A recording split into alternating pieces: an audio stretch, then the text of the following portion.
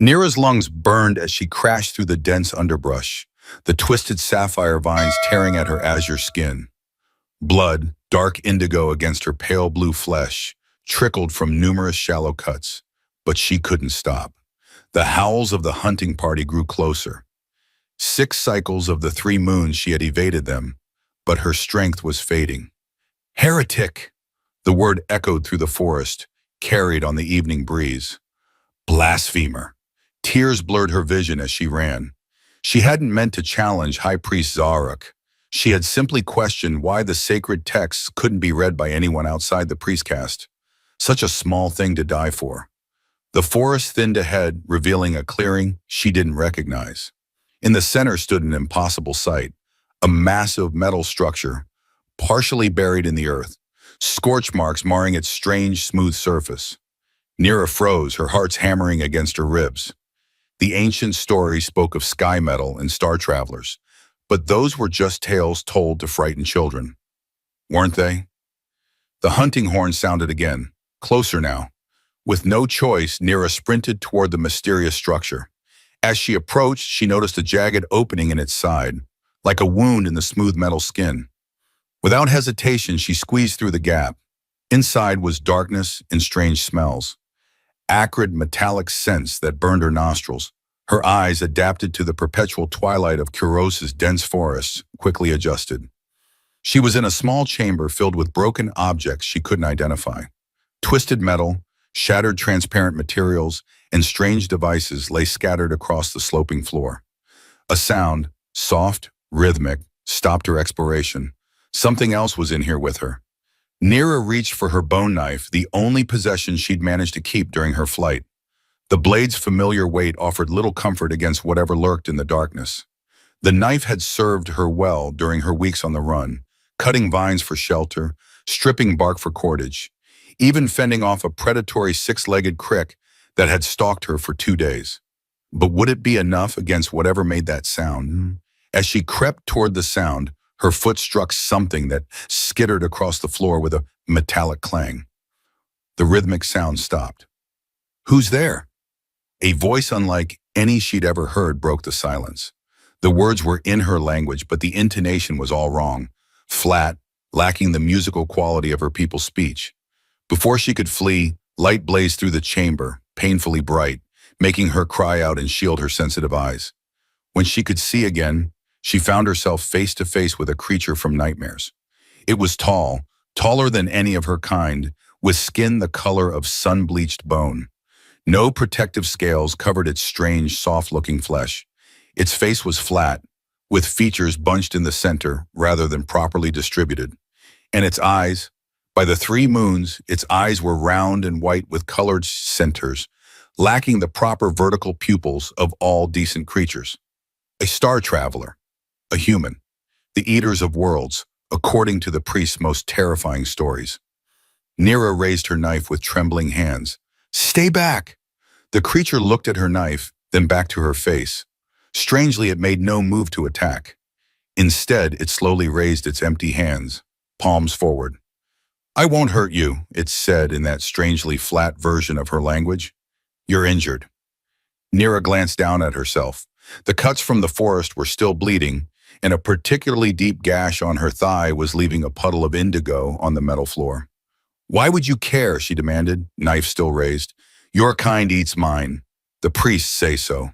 An expression she couldn't interpret crossed the creature's face.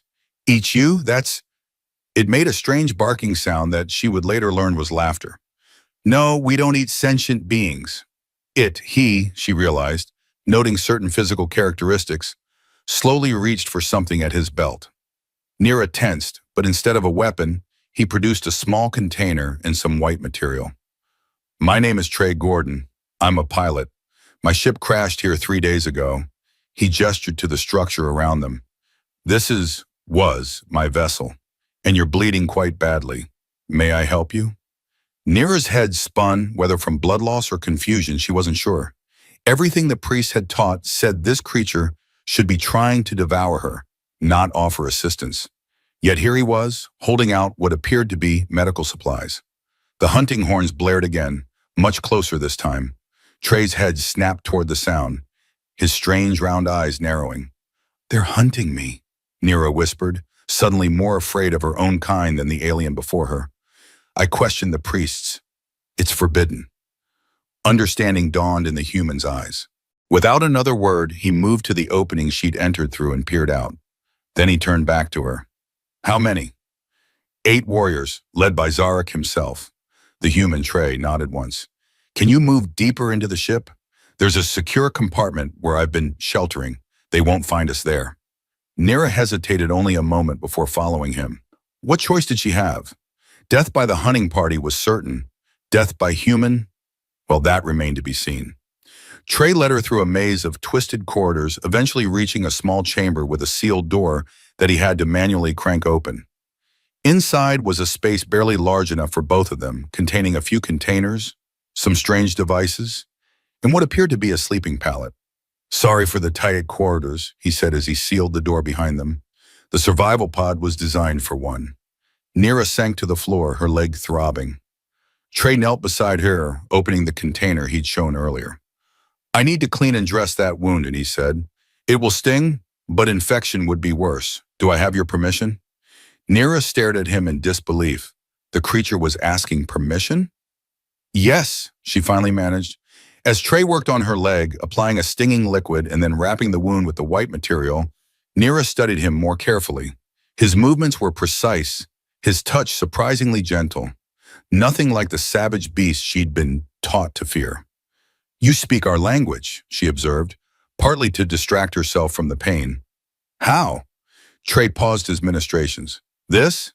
He tapped a small device behind his ear. "Universal Translator, standard equipment for exploratory pilots. It analyzes speech patterns and adapts quickly. Not perfect, but functional." That explained the strange, flat quality of his speech. The words were his, but the device was converting them. "Why are you helping me?" she asked as he finished. Trey sat back, wiping his hands on a cloth. "Why wouldn't I? You're hurt, in danger. Where I come from, helping others is expected. But I'm not your kind. Neither am I yours, yet you haven't tried to stab me again."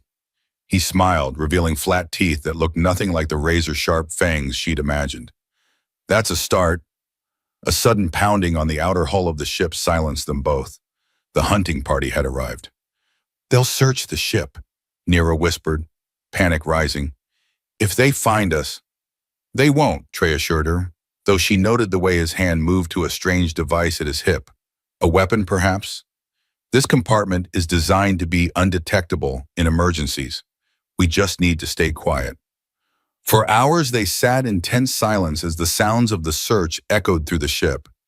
Occasionally footsteps passed just outside their hiding place. But as Trey had promised, no one discovered them. Finally the sounds faded. The hunting party had moved on, at least for now. Nira exhaled slowly, her body sagging with relief. "Thank you," she said. "I don't understand why you're helping me, but thank you." Trey offered her a container of water, which she accepted gratefully. She sniffed it cautiously. It had an odd mineral smell, but her parched throat demanded relief. The first sip was hesitant, but finding it tolerable, she drank deeply. "Tell me why they're hunting you," he said.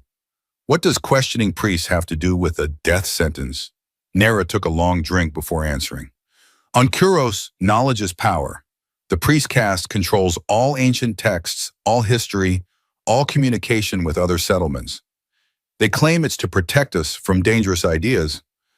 But you think they're just protecting their own power," Trey finished for her. "I know they are.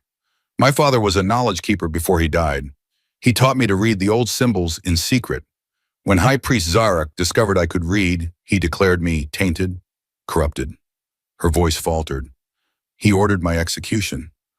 Trey's expression darkened. "For being literate, that's barbaric. It's our way, or at least it has been for generations." Nira studied the strange human.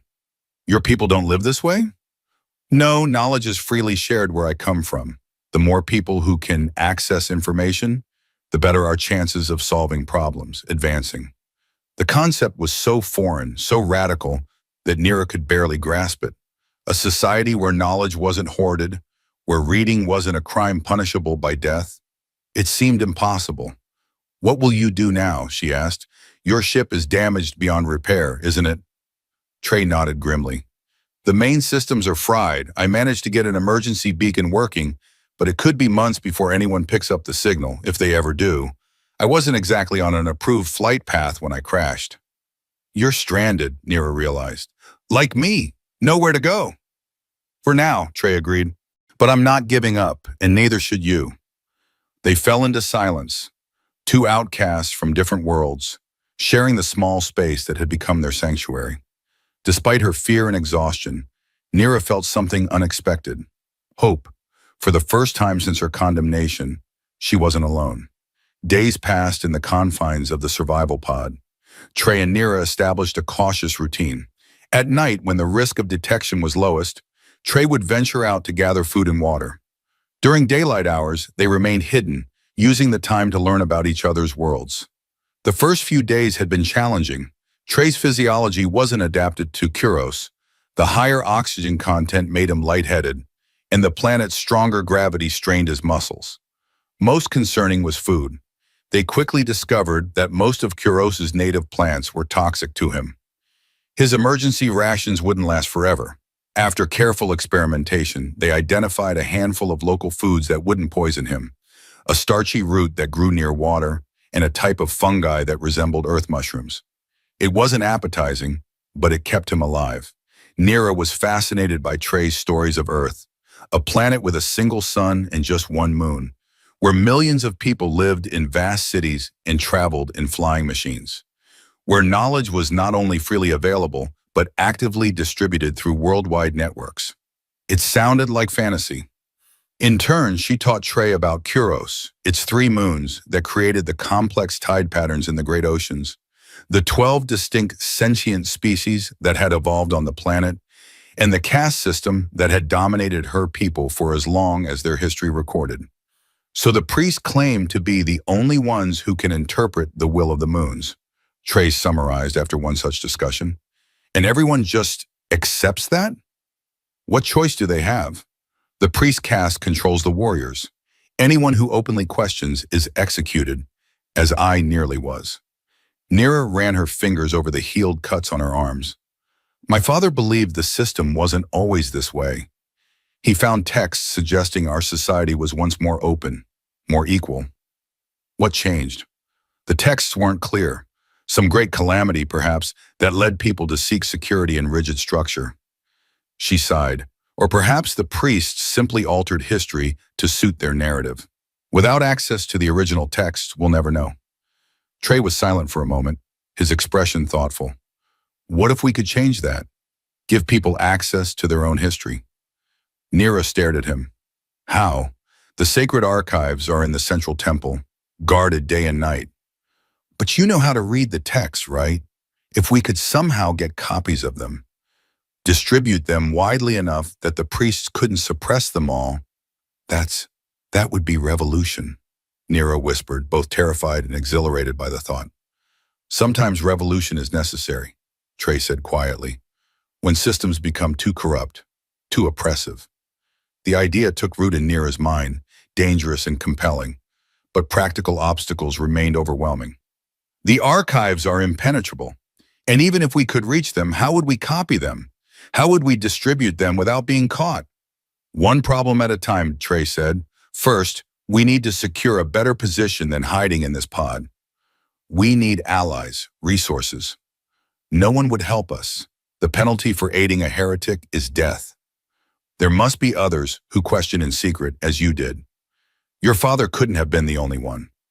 Nira thought of her childhood friend, Dex, who had always asked too many questions, of her mother's sister, who had been suspiciously absent from temple gatherings yet never faced consequences.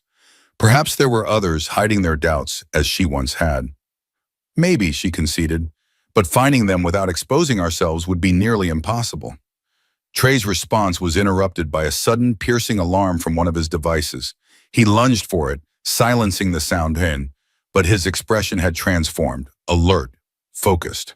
"What is it?" Nira asked. "Proximity alert. Someone's approaching the ship, a single individual moving cautiously." He checked another device. "They're already inside the hull. Trey reached for his weapon, a sleek object he'd called a blaster, but had yet to use in Nira's presence. Stay here, I'll handle this. Wait, Nira caught his arm. It could be a trap. The hunting party might have sent someone ahead while they surround the ship. Trey hesitated, then nodded. You're right. We need to be smart about this.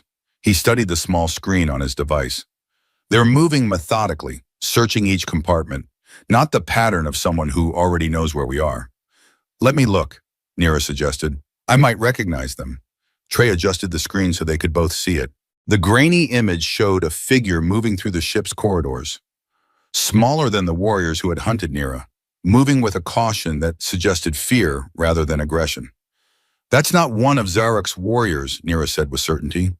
The build is all wrong, too slight. Friend or foe? Unknown, but if they're searching the ship this thoroughly, they're looking for something.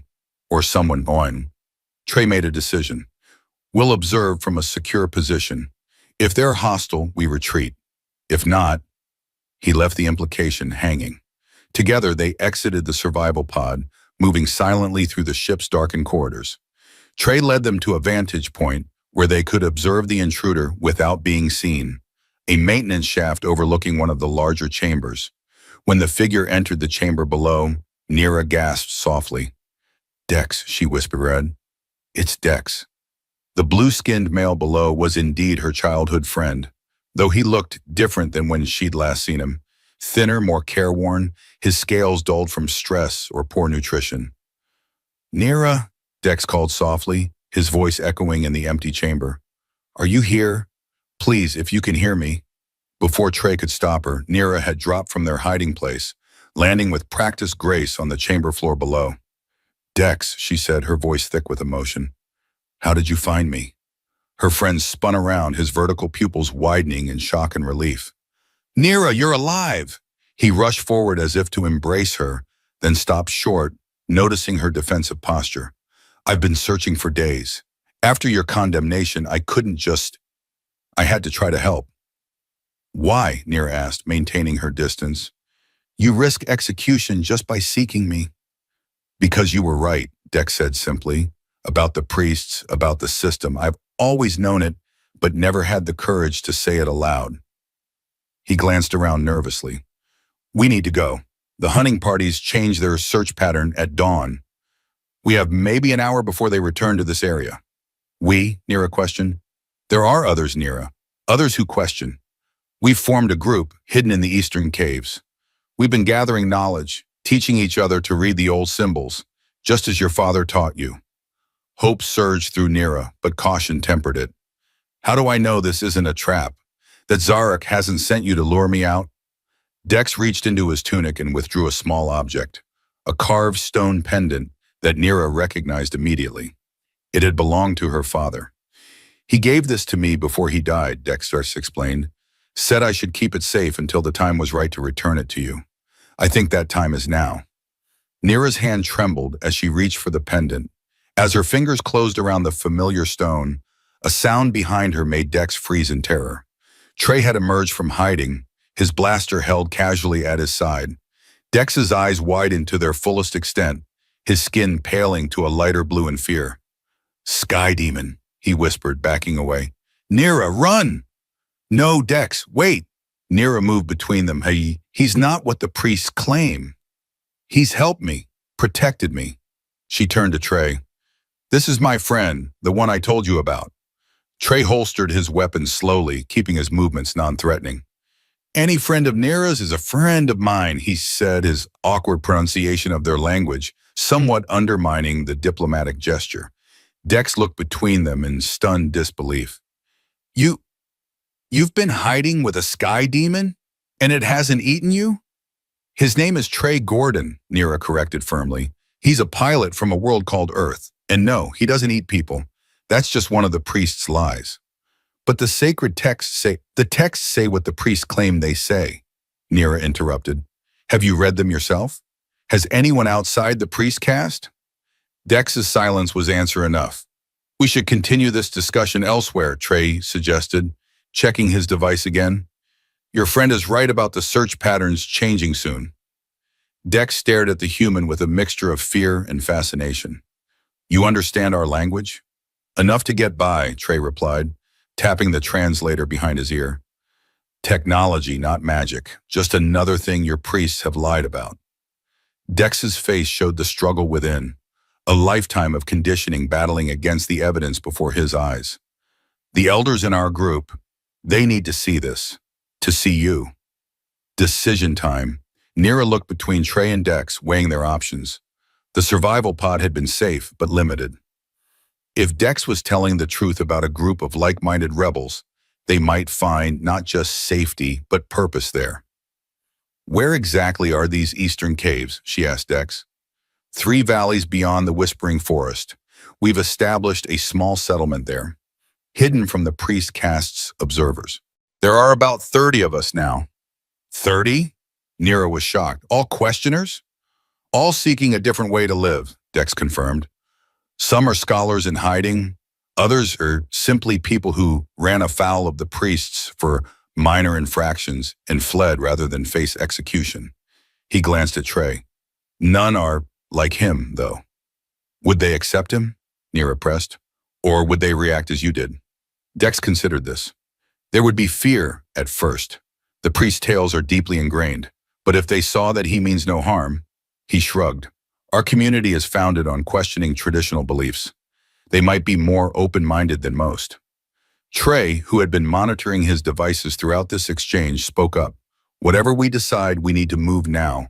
I'm detecting multiple heat signatures approaching from the west. That settled it. Lead the way, Dex, Nira said, and be prepared for questions when we arrive with a skydem, with Trey. They gathered what supplies they could carry quickly, Trey's remaining medical equipment, some of his technological devices, and the emergency rations he'd been surviving on. Trey also grabbed a survival pack that included tools and a compact solar charger for his devices. As they prepared to leave the ship, Trey paused to activate a series of small devices that he placed at strategic points. What are those? Nira asked. Proximity alarms, he explained. If anyone enters the ship after we're gone, I'll know about it. He patted another device at his belt. Might want to come back someday, if only to check if my distress signal has been answered. With that, they slipped out of the ship into the pre-dawn forest. Dex led them on a circuitous route, clearly designed to confuse any potential pursuers. They traveled in silence, each lost in their own thoughts. The journey to the eastern caves was arduous. Kuros's stronger gravity took its toll on Trey, whose muscles ached with each step. By midday, his breathing had become labored, and sweat poured down his face despite the relatively mild temperature. As they crossed a shallow river, disaster struck. The seemingly placid water erupted as a massive serpentine creature lunged at them from beneath the surface. Scales glistening with iridescent blues and greens, the water viper struck with lightning speed, its fangs grazing Dex's leg as he leapt backward. Run! Dex shouted, already moving toward the shore. Nira followed, but Trey had frozen, momentarily paralyzed by the sight of the alien predator. The water viper coiled, preparing for another strike. Its head, as large as Trey's torso, swiveled toward him, compound eyes focusing on the easiest prey. Trey, move! Nira screamed, already reaching for her bone knife. The human snapped out of his trance just as the creature lunged. He dodged, but not quickly enough. The viper's scales scraped his arm as it shot past him. Trey stumbled, falling backward into the water. Nira didn't hesitate. She leapt onto the creature's back, driving her knife deep into the soft spot behind its skull plate. The water viper thrashed wildly, nearly throwing her off, but she held on, twisting the blade deeper. Dark purple blood clouded the water as the creature's movements grew weaker, then stopped altogether. The venom sacs, Dex called from the shore. Cut them out before they rupture. Nira worked quickly, using her knife to remove the toxic glands from the creature's head. Once done, she waited to Trey, who was staring at her in astonishment. That was incredible, he managed, his translator struggling to convey his amazement. Water vipers are common in these rivers, she replied, helping him to his feet. Every child learns how to kill them by their 10th cycle. Is it safe now? Trey asked, eyeing the floating carcass warily. This one is, Dex said grimly, but they rarely hunt alone. We should move quickly. They continued their journey, now with an added sense of urgency. Trey watched Nira with newfound respect. The woman he'd saved was clearly capable of saving herself and him. "You're struggling," Nira observed during a brief rest. "This world wasn't made for your kind." Trey managed a weak smile. "I'll adapt. Humans are good at that." "The air thins in the highlands," Dex offered him. "Might be easier for you there, less oxygen." "That actually would help," Trey admitted. "Too much oxygen is as bad as too little for my physiology." They pressed on, Trey's condition improving slightly as they gained elevation. By dusk, they had reached the foothills of the eastern mountains, where the forest gave way to rocky terrain. Dex led them through a series of narrow passes, following landmarks only he could recognize. "The priest caste has sky watchers," he explained when Nira questioned their indirect route. "Observers who watch from the high peaks using seeing devices. We've mapped it to their blind spots over time." "Sky watchers?" Nira frowned. "I've never heard of them." "Few have. Another of the priest's secrets. They claim their knowledge comes from the moons, but much of it comes from these observers who report on the movements of all settlements." This revelation stunned Nira. The priest's system of control was even more extensive than she'd imagined. As night fell, they reached a seemingly impassable rock face. Dex approached it confidently, pressing his palm against a specific spot. To Nira's amazement, a section of the wall shifted, revealing a narrow opening. "Counterweighted," Dex explained, noting her surprise. "Ancient technology, not magic. Another truth the priests have hidden." They slipped through the opening into a dark tunnel that sloped gently downward. After several twists and turns, the passage opened into a vast cavern, illuminated by phosphorescent fungi cultivated along the walls. And there, spread before them, was a sight Nira could never have imagined, a thriving community hidden within the mountain itself. The eastern caves were nothing like Nira had imagined. Rather than the primitive shelter she'd expected, she found a sophisticated network of interconnected caverns, many enhanced with carved features and clever use of natural light sources. Small gardens thrived at the cave entrances, cultivated with careful attention to remain hidden from aerial observation. Most surprising was the community itself. Dex hadn't exaggerated. At least 30 individuals lived here, representing various castes that traditionally didn't intermingle. Scholars worked alongside former warriors. Artisans collaborated with those born to the labor caste. The rigid hierarchy that dominated mainstream society was notably absent. Their arrival caused the commotion Nira had anticipated. Trey's presence sent ripples of fear through the community, with many retreating to their cave dwellings and others reaching for weapons. Only Dex's passionate intervention prevented outright panic. "He is not what the priests claim," Dex shouted over the growing chaos. "He has protected Nira, sheltered her, when our own people would have executed her without trial. Should we not at least hear them before passing judgment?" A tall female with the distinctive markings of the elder caste stepped forward. "Silence," she commanded, and the crowd obeyed. Her vertical pupils fixed on Trey with scientific curiosity rather than fear. "You claim to be something other than what our traditions describe. Speak then. What are you? Trey stepped forward, keeping his hands visible. "My name is Trey Gordon. I'm a human from a planet called Earth. I'm a pilot, someone who flies ships between worlds. My vessel crashed on your planet several days ago, and Nara found me while fleeing those who wished to harm her. And you chose to help her rather than consume her." The elder's tone suggested skepticism. "Humans don't eat sentient beings," Trey replied simply. "That's a fiction your priest caste has created, though I don't know why." "To keep us isolated," Nira interjected, "to prevent us from learning that there are other worlds, other ways of living." The priests maintained their power by controlling knowledge. What better way than to make us fear any outside influence? Murmurs ran through the gathered crowd. The elder raised a hand for silence again. "Your translator," she said, gesturing to the device behind Trey's ear. "May I examine it?" Trey hesitated, then carefully removed the small device and handed it to her. The elder turned it over in her hands, studying it with obvious fascination. "Technology," she murmured. "Not magic, just as the ancient texts described before they were altered." She returned the device to Trey. "I am Saville, elder of this community. Your arrival is significant, perhaps even foretold." "Foretold?" Trey questioned. Saville gestured toward one of the tunnel entrances. "Come." There is something you both should see. She led them deeper into the cave network, to a chamber sealed by a heavy stone door. With the help of two warriors, she pushed it open, revealing a room lined with shelves containing scrolls, tablets, and strange objects that Nira didn't recognize. Our collection, Seville explained, texts and artifacts rescued from destruction or hidden away by those who recognize their value. Some date back to before the priest caste's rise to power. She selected a tablet from a high shelf, handling it with reverence. This was created 7 generations ago, when the first sky traveler came to Kuros. Nira and Trey exchanged shocked glances. The first? Nira asked. There were others before? Several, according to the unaltered histories. They came in peace, shared knowledge, helped our ancestors develop technologies we've since lost. Seville traced the symbols on the tablet. Then the great calamity came, a disease that swept through all settlements, killing thousands. The priest caste rose in that time of fear, claiming the sky travelers had brought the plague as punishment from the moons. They used the tragedy to seize power, Trey realized.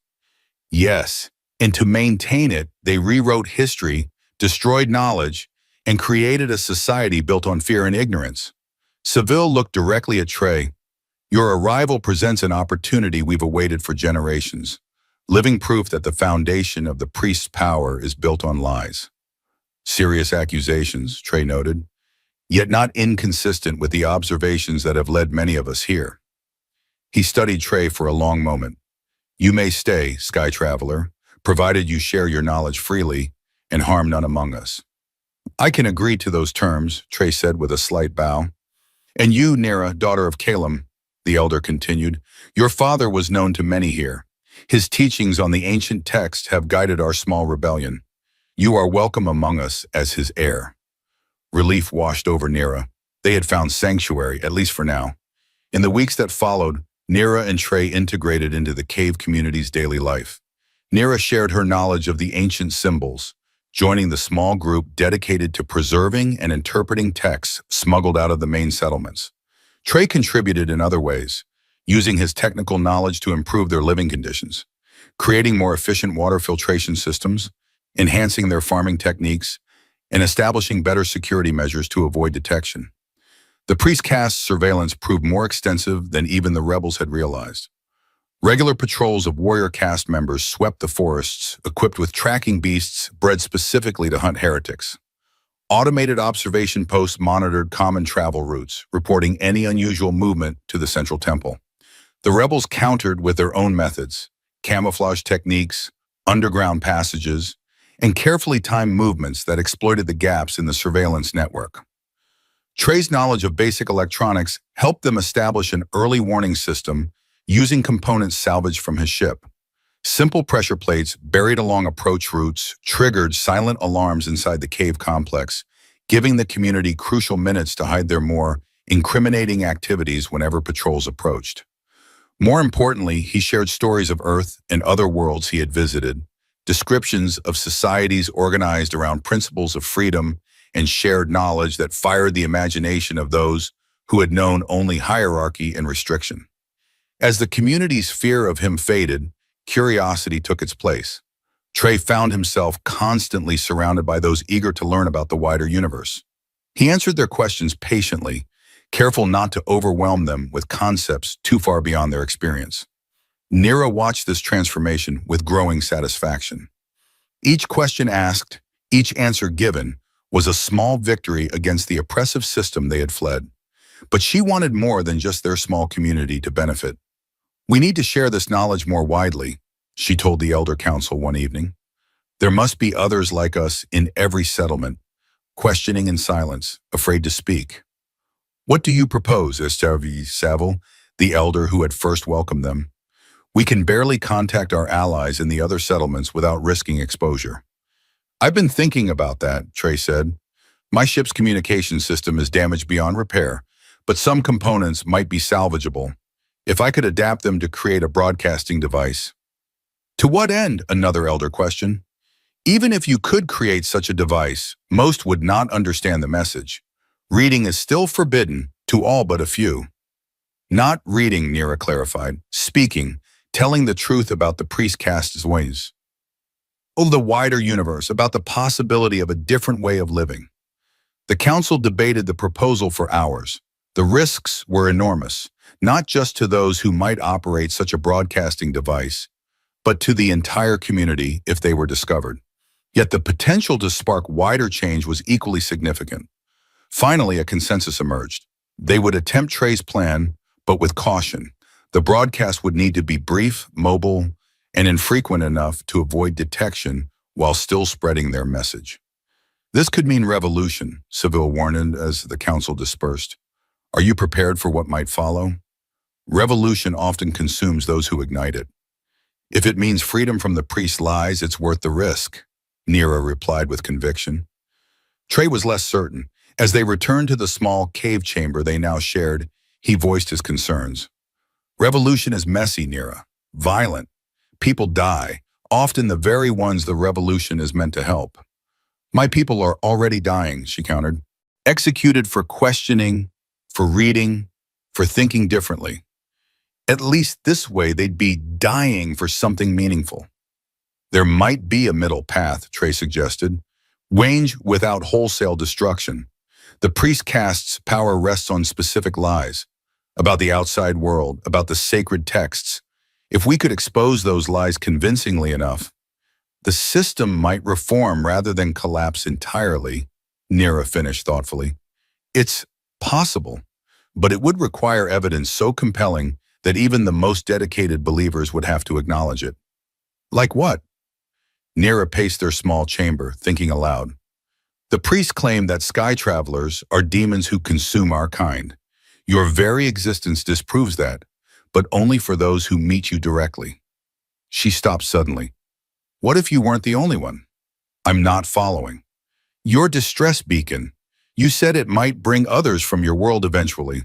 What if we could somehow accelerate that process? Trey shook his head.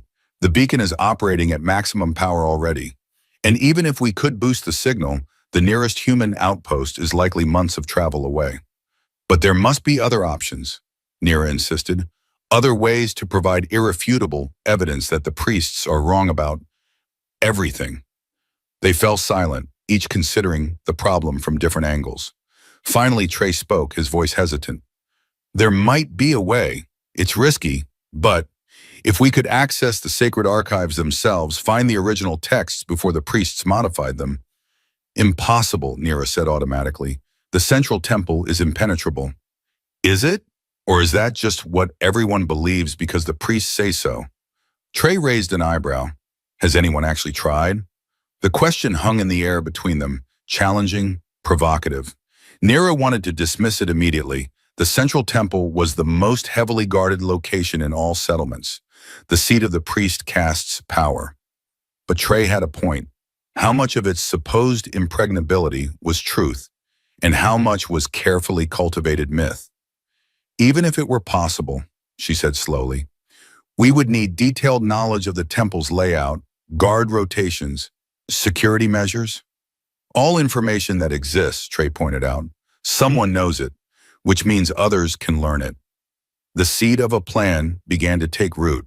Outrageous, dangerous, possibly suicidal, but potentially world-changing if they succeeded.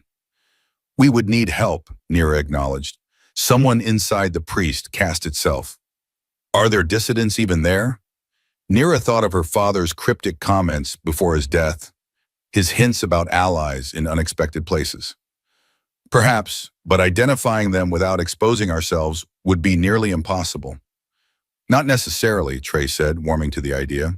Your broadcast could include a coded message, something that only a potential ally within the priest caste would recognize and understand. Over the next lunar cycle, their plan took shape. Using components from Trey's ship and materials sourced through the rebels' network, they constructed a portable broadcasting device capable of briefly overriding the priest's communication channels, the same ones used to announce executions and new edicts. The technical challenges were considerable. Kuros's unusual electromagnetic field required constant adjustments to the transmitter. Power was limited, requiring them to position themselves on high ground during broadcast to maximize range. And most critically, They could only transmit for brief periods before priest-cast technicians could triangulate their position. They conducted test broadcasts from remote locations, sending brief messages of hope and questioning, always moving immediately afterward to avoid capture. The response exceeded their expectations. At first, there was only confusion, but soon they began receiving signals back. Cryptic messages left at predetermined drop points, symbols scratched into trees, subtle indications that others were listening and responding. Most promising was a message received 3 cycles after they began broadcasting, a complex sequence of traditional prayer chants with subtle alterations that, when decoded using the ancient symbols Nira knew, revealed a shocking truth. There were indeed questioners within the priest caste itself, including individuals with access to the sacred archives. The first broadcast was scheduled for the Festival of 3 Moons, when all settlements would be gathered in central locations, maximizing their audience. Trey had successfully adapted components from his ship to create a device that could briefly override the priest's official communication channels, the same ones used to announce executions and new edicts. Nira would be the voice, her words carrying their message of questioning, of possibility, of hope. And embedded within her speech would be phrases drawn from the oldest texts, recognizable to any true scholar who might be hiding within the priest caste itself. As the festival approached, tension within the cave community mounted. Everyone understood the stakes, not just for their small group, but for their entire society. If they failed, the priest caste would likely intensify their oppression. If they succeeded, nothing would ever be the same. The night before the broadcast, Nira found herself unable to sleep. She slipped out of the chamber she shared with Trey and made her way to one of the cave entrances, where she could see the 3 moons hanging in Kuros's night sky. Nervous? Trey's voice came from behind her. Of course he had followed. They had grown attuned to each other's movements over their weeks together. Terrified, she admitted, not of speaking, but of what comes after. What if we're wrong? What if there's no one left within the priest caste who questions? What if we provoke a crackdown that makes things worse for everyone? Trey moved to stand beside her, his strange alien features now familiar, comforting. That's the burden of trying to change things, he said softly. You never know for certain what will follow. You can only act according to what you believe is right and necessary. Nira leaned against him, drawing strength from his solid presence. When I first saw you in that ship, I was certain you were going to eat me. Every story, every teaching I'd ever heard told me that was what sky travelers did. And yet you stayed. I had no choice then. The hunting party was too close. But later, when you could have left with Dex immediately without me, Nira considered this. By then I knew the stories were wrong. If the priest could lie about something so fundamental, what else might they be wrong about? I needed to know. And now? Now I'm certain, she said, turning to face him. The entire system is built on lies. And tomorrow we start tearing it down. What they didn't know then was that their broadcast would reach farther than they'd anticipated. The unusually clear atmospheric conditions during the festival, combined with Trey's last-minute enhancements to their transmitter, would extend their signal to every settlement on the continent. Their message of questioning and hope would find receptive ears in places they'd never imagined. More significantly, their coded message to potential allies within the priest caste would trigger a coordinated response, the simultaneous release of suppressed texts in multiple temple locations, physical evidence of the historical revisionism that had maintained the priest's power for generations. The days that followed the broadcast were chaotic. In some settlements, people took to the streets, demanding answers from their priest caste leaders. In others, warriors loyal to the old order clashed with those who questioned.